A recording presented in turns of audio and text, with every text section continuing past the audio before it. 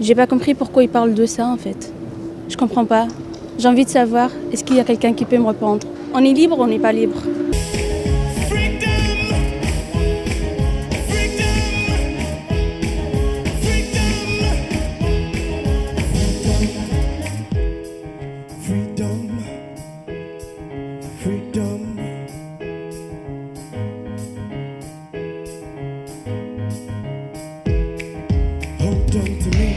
Et Dieu créa le monde.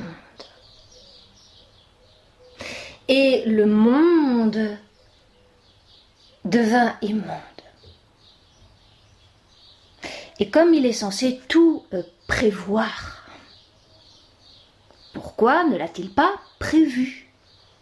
S'il peut tout faire, pourquoi n'a-t-il rien fait pour nous épargner cette descente en enfer? C'est vrai, n'avait-il rien d'autre à faire que de créer le ciel pour finir par le jeter par terre? N'est-il pas surpris de voir les êtres insensés l'emporter sur les êtres sensés, les mécréants sur les croyants, les malveillants sur les bienveillants? Donc, je n'irai pas jusqu'à déplorer les divers revers de l'univers, mais je m'interroge très sincèrement sur les travers de la création. Qu'est-ce qui a pris à Dieu? Alors je ne me permettrai pas de dire il aurait pu mieux faire. Vous savez, sur les copies, peut mieux faire. Non, quand même. Et surtout parce qu'avec l'être, on ne peut pas revenir en arrière. Donc il faut s'y faire. Et alors, je passe sous silence la question qui désempare toute conscience. Pourquoi y a-t-il quelque chose? Voilà, quelque chose plutôt que rien. Mais je ne peux passer sous silence la question de l'inconsistance des choses et des causes. Vous voyez, l'échéance et la déchéance, la naissance et la dégénérescence, l'irruption et la corruption. Moi, j'ai mauvaise conscience à chaque fois que je me donne bonne conscience. Et je me demande sans une once d'insolence, pourquoi s'est-il donné tant de mal pour nous abandonner à autant de mal?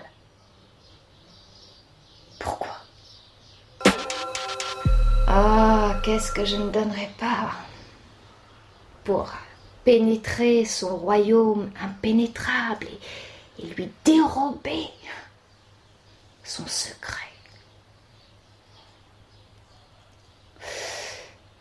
Mais quel existant n'a pas quelque lien de parenté avec Prométhée, le plus croyant des athées, et qui a cru en son âme et conscience que le feu nous dispensait de nous poser de la question de Dieu. Ce qui est très, très présomptueux.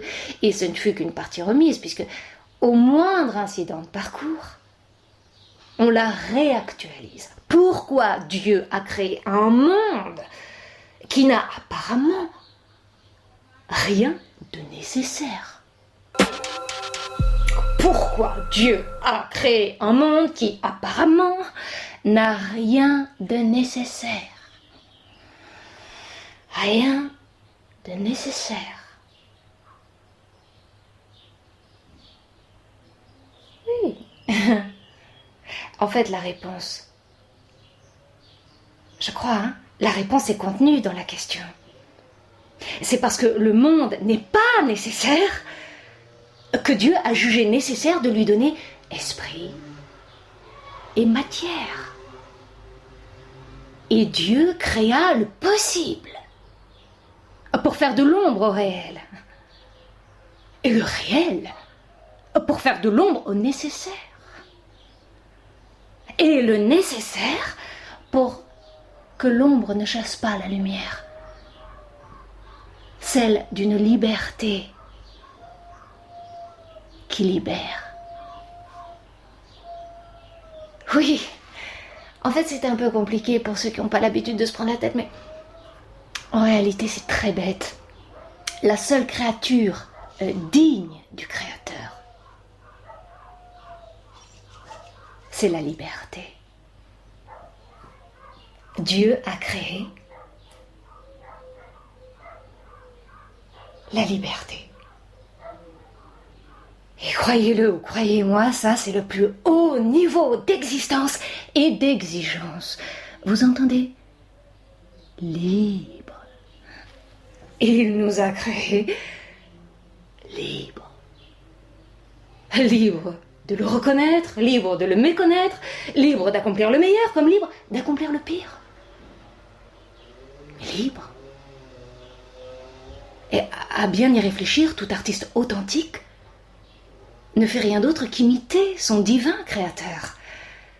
Rien d'autre que de manifester sa liberté en créant.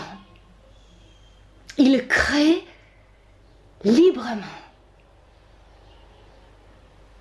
Mais ne peut créer la liberté, parce que ça c'est déjà fait.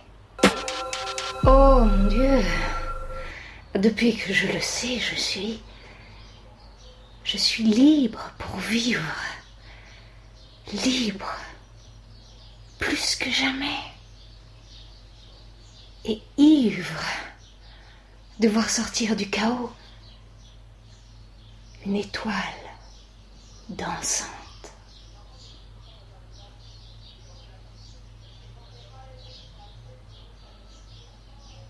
S'il y a un message à retenir, c'est que tout être est appelé à rompre la chaîne des déterminismes et à descendre dans l'arène des hommes libres pour les inciter à changer de paradigme, c'est-à-dire de modèle de vue et de vie. Libre.